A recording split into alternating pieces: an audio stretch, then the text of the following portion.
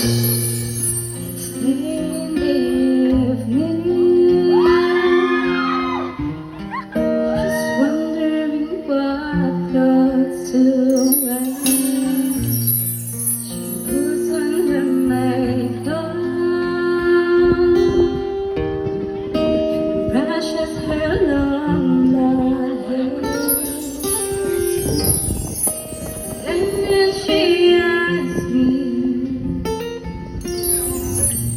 do I look alright? And I say yes, you look wonderful tonight. Ganito pala kumanta ang broken hearted. Hoy, huwag ka naman magpaulan pag naman.